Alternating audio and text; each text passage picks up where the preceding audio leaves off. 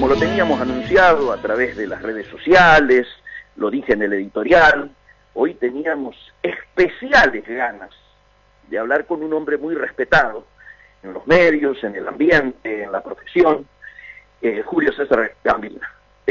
Además es un amigo, nos damos siempre esos lujos. Y en momentos tan especiales, donde tenemos cuestiones tan determinantes como las que hablaba recién en relación al Fondo Monetario, pero también tenemos pendiente, ¿no es cierto?, lo que hemos analizado aquí con científicos, con economistas, con tecnólogos en su momento, el RIGI, la ley de bases, etcétera, que ahora están en tránsito, diríamos, del Senado a diputados. Era fundamental que contáramos con Julio hoy. Así que espero que me esté escuchando bien. Julio, ¿estás allí? Hola. Hola Miguel, te escucho entrecortado. Un gusto hablar contigo. Pero si a ver, vamos a ver si ponemos, si damos buen retorno, y entonces mientras se va arreglando eso, yo te voy haciendo como en la primaria, tema libre, y me gustaría que nos dieses una reflexión en relación a lo que puede ocurrir en diputados con el RIGI, las consecuencias, la ley bases, todo tuyo. Bueno, no sé si me están escuchando bien, pero perfecto. Me animaría a decirte que el gobierno está muy satisfecho con lo que aprobó el Senado de la Nación. Y obviamente en el debate en diputados va a intentar retomar el proyecto original, todo lo que pueda del proyecto original. Tiene los acuerdos suficientes, necesarios en la Cámara de Diputados para avanzar en ese camino, pero insisto, entre lo que salió en el Senado y el proyecto original, cualquier camino intermedio es lo que el gobierno, sus socios parlamentarios quieren y es lo que demanda el poder económico. Es más, te diría que si miramos el día hoy como día hábil, donde hay operaciones bursátiles, operaciones ilegales también, por cierto, la corridita cambiaria siempre está como un aviso del poder económico que está marcando el camino de satisfacción con las reformas estructurales. No solo el RIGI, como vos consultás,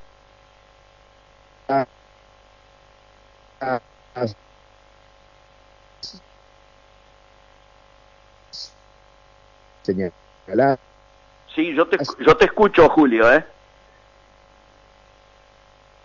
Sino con las demoradas por décadas, reforma laboral, reforma previsional.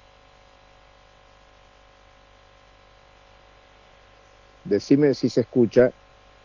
Sí, yo te escucho. Igual voy a pasar mientras vos hablas, paso al otro. Yo te escucho perfectamente. Adelante. Perfecto. Pregunta sobre impacto. Sobre impacto. Claro, el impacto del RIGI es reorganizar la economía argentina en función de la demanda del capital externo.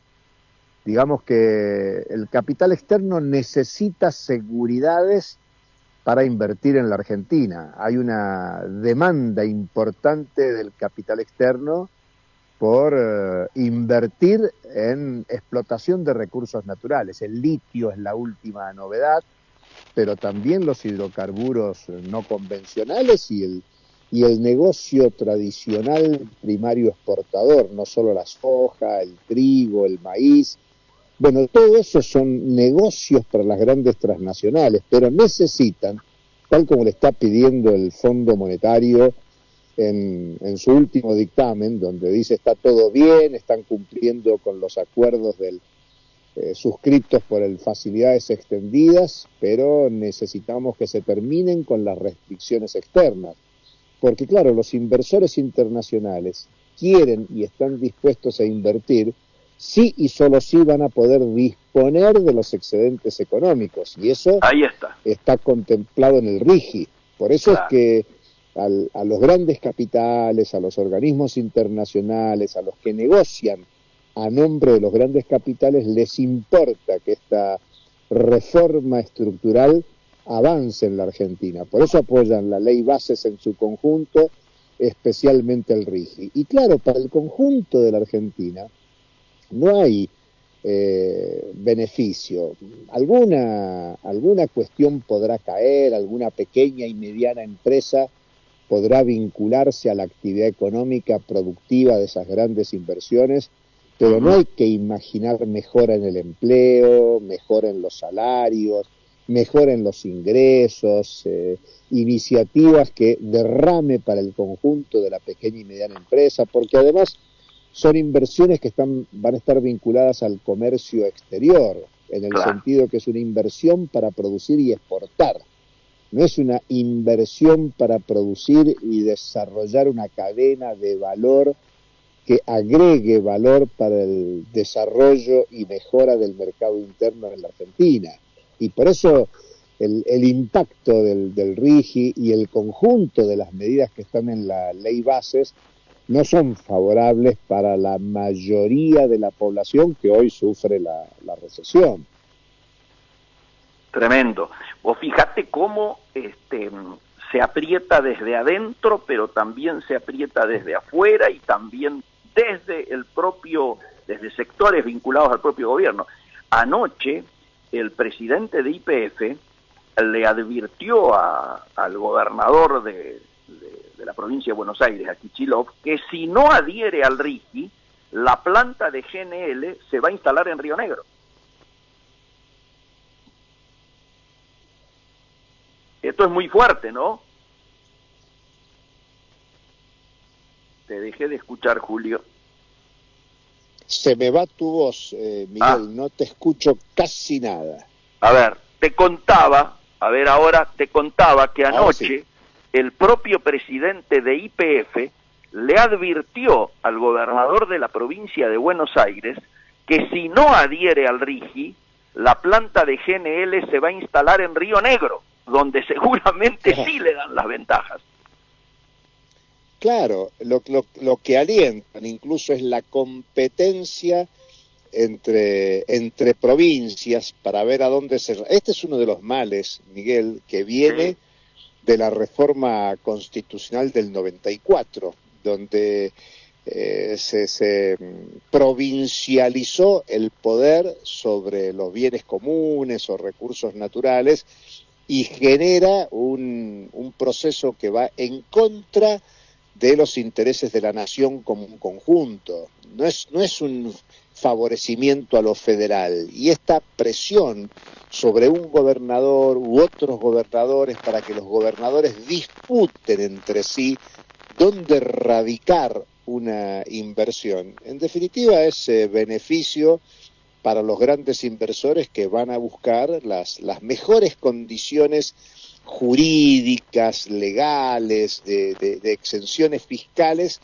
para radicar una inversión. Por eso decimos que esto no derrama, esto puede incidir en los datos de la macroeconomía, de crecimiento de inversiones, de crecimiento del producto, pero el crecimiento de la inversión o el crecimiento del producto no necesariamente va a significar que la población viva mejor, que la población reciba generalizados beneficios. Por eso llamamos la atención que lo que hay detrás del RIGI, de la ley bases, es un modelo de concentración económica, de centralización, profundizando los lazos de dependencia de la Argentina, porque ni siquiera eso va a desarrollar innovación tecnológica, y mucho más cuando sabemos que hay una restricción al uso de los recursos para ciencia técnica, la universidad en la Argentina,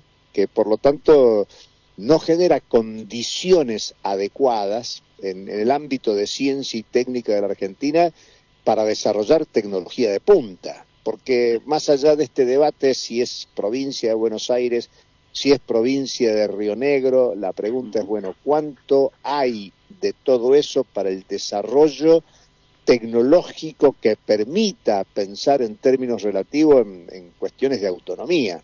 Solamente pienso e imagino lo que era China hace 30 años, 40 años, y lo que ha sido China, que abrió sus puertas a la inversión externa, pero la abrió con toda una intencionalidad de desarrollar tecnología propia, formar y capacitar profesionales, técnicos, ingenieros, tecnólogos, para un desarrollo de punta propio, de carácter nacional y de proyección global, que es lo que le permite hoy a China disputar en el plano mundial la producción. Bueno, Argentina no está inserta en un proyecto de desarrollo tecnológico propio, de abrir las puertas a las inversiones para pensar en desarrollos del mercado interno, del empleo, de difusión tecnológica, de potenciación de los institutos de ciencia y técnica de la universidad pública. Lamentablemente eso no es así, y es prácticamente un estatuto de entrega que en definitiva es pérdida de soberanía y generar condiciones de profundización de la dependencia para mayor concentración del capital, algo que vemos en la encuesta de grandes empresas, como la Argentina está fuertemente concentrada y dependiendo del capital externo. Sí, correcto, correcto. Ahora, en el marco de esto, el propio fondo hoy, cuando da a conocer el report, ¿no es cierto?, hace reconocimiento de lo mismo que nos había dicho el Banco Mundial la semana pasada. El único país en la región que cae 3,5 puntos este año es Argentina. Dicen que Haití también cae algo menos, pero cae también. Todos los demás países crecen. Este régimen, esta ley, ¿altera en algo esta situación o solamente de alguna manera viene a maquillar lo que de por sí se está viviendo y significa una vuelta más de tuerca en el programa de ajuste y no de crecimiento precisamente? Mira, yo te agregaría que en el report del Fondo Monetario Internacional tiene incluso un matiz con el informe preliminar que difundió en abril. En abril, sí, el Fondo Monetario decía que la Argentina caía en el 2024, pero era bastante optimista sobre el 2025. Correcto. En este report, donde le entrega los 800 millones de dólares y felicita por el cumplimiento de las metas del acuerdo de facilidades extendidas, dice, cuidado con la recesión. Sí, o sea, va a haber esta caída del 3,5% en el 24, pero no hay en la perspectiva de los técnicos del Fondo Monetario Internacional, no se ve un repunte, una salida. Y claro, como vos señalás, no hay que imaginar, e incluso te diría, Miguel, para la polémica, supongamos que a fines de junio, principios de julio, la Cámara de Diputados transforma esto en ley y esto avanza. Bueno, y supongamos que llegan esas inversiones. Bueno, pueden llegar a tener algún impacto en la macroeconomía, pero que la macroeconomía registre un crecimiento del Producto Bruto, eso no significa que, por ejemplo, se disminuya la desigualdad. El ejemplo lo tenemos en el 2020, año de pandemia, año de recesión mundial, hubo una fuerte caída del Producto Bruto en la Argentina. Muy bien, se recuperó en el 21 y en el 22, pero sin distribución del ingreso, sin distribución de la riqueza. Los datos del INDEC mostraron que ese crecimiento económico no se distribuyó, sino que ese crecimiento económico se concentró y se mantuvo el nivel de desigualdad en la distribución del ingreso. Pregunta, imaginando que lleguen a venir inversiones en función de la aprobación de la ley bases, del RIGI, que las provincias se suscriban al acuerdo y que avance, se generalice y que lleguen esas inversiones. No está dicho que aunque se registre un crecimiento del producto, que se registren las inversiones, que empiecen a producir, que eso genere mejores condiciones para la población, en ingresos, sean en salarios, que el fisco mejore su recaudación, porque el propio régimen de incentivos a las grandes inversiones otorga una cantidad de beneficios fiscales que no necesariamente va a crecer la recaudación, es mucho más. En la propia lógica gubernamental de destrucción del Estado, propia de la concepción anarcocapitalista, no está pensado en mejorar las cuentas fiscales para un ingreso que favorezca una distribución secundaria de la población. Así que yo te diría que las hipótesis son, aunque esto funcione en la lógica del imaginario gubernamental, no necesariamente eso derrama y se distribuye para mejores condiciones de vida, sobre todo de esa mayoría empobrecida que no tiene resultado inmediato con la aplicación de este régimen. Total acuerdo. Y vos sabés que mientras te escuchaba, no podía evitar una, no digo sonrisa, porque esto no es para reírse, pero la dimensión que hay, el abismo que hay con un trabajo tuyo que he leído concienzudamente y que me interesaría que se lo resumieras a los que no se escuchan, que es esto que denominabas premisas de organización económica y social alternativa para la Argentina. ¿Cuán lejos aparece escuchando este diagnóstico, esta mirada que tenés del futuro inmediato de aquello? ¿Por qué no le resumís a la gente un poco ese tan sesudo trabajo y propuesta? Mirá, el tema es muy interesante y yo anticipo.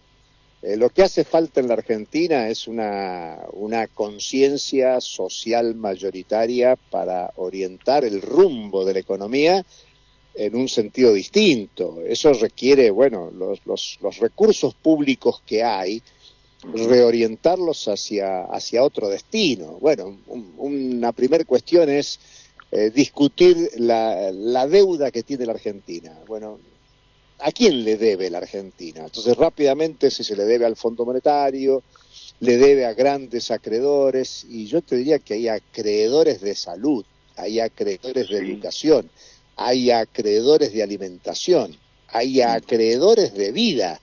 Ese 40, 50% de empobrecidos en la Argentina son grandes acreedores. Entonces la sociedad argentina tiene que decidir qué deuda pública es la que atiende, porque todos dicen, bueno, las deudas hay que honrarlas. Bueno, muy bien, preguntémosle a un jubilado si no siente que la sociedad le debe. Preguntémosle a la infancia, cuando se dice 40% de pobreza en la Argentina, los datos de la infancia son del 60% de pobreza. O sea, no son los niños más acreedores que los acreedores de esa deuda pública financiada por el fondo, grandes bancos de inversión, y por lo tanto una primera medida es que hay que poner en discusión la deuda, a quién se le debe, y hay que suspender los pagos, y hay que generar una gran auditoría con participación social sobre cómo utilizar los recursos públicos. Y a partir de ahí, con los escasos recursos públicos que hay, reorientarlos para un cambio de modelo productivo. Y ahí, claro, el tema es complejo, porque cambiar el modelo productivo es que la Argentina deje de producir para el mercado mundial y la Argentina se oriente a un modelo, pensemos en el agro, pensando en resolver las necesidades alimentarias de la población argentina. Yo ahí en ese artículo que decís pongo en discusión, bueno, la sociedad tiene que discutir qué producir, cómo producir, para quién producir, porque convengamos que cuando vos y yo éramos adolescentes, no digamos niños, la Argentina producía alimentos donde se destinaban a la población argentina y también al mundo. Digamos, así es. Cuando decimos carne y trigo, bueno, el pueblo argentino consumía el trigo en pan, factura, fideos, la carne, y también se exportaba. Se decía Argentina granero del mundo en otra época, pero en los últimos 50 años la Argentina fue transformando ese perfil y el complejo sojero pasó a ser el principal, y el grueso de la soja se produce para la exportación. Es muy poca la soja y derivados que se consume en la Argentina. Entonces la Argentina cambió su modelo agrario, no para alimentar a su población, sino para exportarlo. Más interesa, te diría, como una commodity que como un alimento. Y por lo tanto Argentina tendría que discutir que el modelo productivo tendría que privilegiar la alimentación de su población. Y por eso, bueno, vamos a discutir qué producir, claro. Yo digo ahí en el documento que todo no se puede hacer de la noche a la mañana y habrá que hacer un plan de transición para desarmar el modelo productivo actual y reestructurar un modelo de producción que satisfaga las necesidades, cambiando también las formas de producir. Y hay que estimular y alentar formas cooperativas, asociativas, comunitarias, de autogestión, que acerquen la producción al consumo, y ahí hablo que eso va a suponer la entrega de competencia tecnológica, profesional, de la universidad pública, de los institutos de ciencia y técnica, y a priori te digo, eso significa solución o involucramiento de 5 millones de personas que hoy pueblan las estadísticas del empobrecimiento. Pero algo parecido a esto que estamos explicando hay que desarrollarlo en el plano de la industria. Argentina tiene una tradición riquísima, incluso si lo comparás con otros países de América Latina y el Caribe. Argentina es los países de industrialización temprana, más completa, más diversa. Claro, industria en el siglo XXI estoy hablando ahora, y hay que generar adecuaciones para una producción industrial que resuelva los temas de empleo, de salarios, de ingreso, al mismo tiempo que favorezca la dinámica de esa reestructuración del sector productivo primario en el agro, como recién mencionábamos, y claro, eso supone una planificación que tiene que ser una planificación participativa. Y ni hablar, por el escaso tiempo que tenemos, Miguel, del sector servicios, si vos querés, en primer lugar, de las finanzas. El problema de las finanzas en la Argentina, fíjate que todavía tenemos la ley de entidades financieras de la dictadura militar en la Argentina. Es tremendo, eso es tremendo. Y Martínez de Oz, cuando yo siempre lo recuerdo, cuando deja el Ministerio de Economía, lo consultan sobre qué es lo que más destaca de su gestión, y Martínez de Oz contesta casi textual: lo más revolucionario que hicimos fue el cambio financiero, la ley de entidades financieras, la política financiera, que fue la punta de lanza para un proceso de reinserción subordinada de la Argentina en el sistema mundial, en el mecanismo de deuda, en la dependencia recurrente de la hipoteca que supone el endeudamiento público, primero con los grandes bancos, luego con los inversores internacionales, ahora con la última renegociación con los fondos de inversión, mostrando que esto es una hipoteca impagable. Bueno, hay que modificar las finanzas en la Argentina, hay que volver a la banca pública, a la banca cooperativa, a mecanismos no lucrativos que atiendan las necesidades de financiamiento de la Argentina, algo así como que los dineros que administran los bancos en la Argentina son los dineros de la población. Los sueldos se pagan en el sistema bancario, los recursos de la población están orientados a una bancarización continua. Bueno, esos recursos que son de la población argentina tienen que reorientarse en esa definición que decimos sobre qué producir, cómo producir, para quién producir. Y por lo tanto lo que sostengo en ese artículo que mencionás, que te agradezco que lo menciones y que lo hayas leído, me alegra, y lo tiene que ver con eso. Claro, tiene que ver con reorientar qué tipo de sociedad queremos. Y te agrego lo que siempre insisto: si avanzamos en ese sentido, el poder económico se va a poner muy molesto, y así como por muy poquito hacen esas presiones cambiarias, esos golpes cambiarios, no tengas ninguna duda que el poder económico boicotearía cualquier proceso alternativo que estamos mencionando, porque el gran capital lo que quiere es ganar, acumular y reproducir su dominación. Es algo que no es solo válido para la Argentina, es válido para la región y para el mundo. Por supuesto. Además, sobre todo, decir esto cuando, como hubiéramos dicho en otro tiempo, atendido por sus dueños, el BlackRock se da el gusto de tener al ministro de Economía y al presidente del Banco Central a la vez timoneando en este tiempo. Por eso me sonaba tan el divorcio tan notorio, ¿no?, entre este planteamiento que estamos haciendo y que lógicamente uno se siente convocado a una patriada de esta naturaleza, con las horas que nos tocan vivir y lo que venías hablando antes del impacto si avanza el tema del RIGI y la ley de base, ¿no?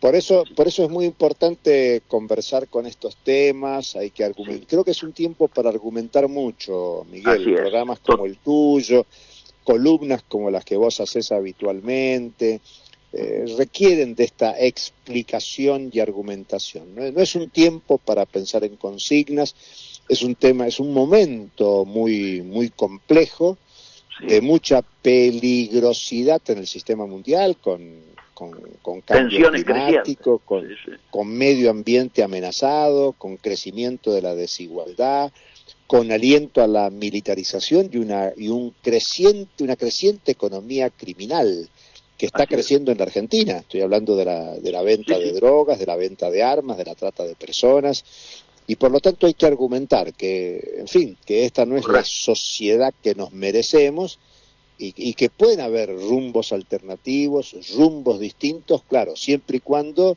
el conjunto de la sociedad quiera avanzar por ese camino y no se entregue a un consenso simple de consignas facilistas de que la resolución de los problemas están a la vuelta de la esquina. Coincido totalmente, y nada mejor para finalizar que esa consigna que tiraste recién, hablando de consignas. Me parece excelente y te recontra agradezco, Julio, la participación de hoy, y obviamente vamos a realizar esto porque amerita que estos pensamientos, como vos bien decís, sirvan como disparadores para discusiones profundas. Te mando un gran abrazo. Gracias, Miguel, un abrazo enorme, éxitos. Gracias. Amigos, ustedes lo escuchaban, cerramos el programa hoy dándonos este lujo de contar con Julio Gambina, como les dije, un economista sumamente consultado, que está en la mayoría de los medios y muy respetado en el ambiente profesional, en el ambiente universitario y por supuesto también entre todos los amigos que lo apreciamos. Nos estamos encontrando el próximo martes, como siempre, a las 14 horas aquí en Comercio Exterior Siglo XXI por AM 1010 y la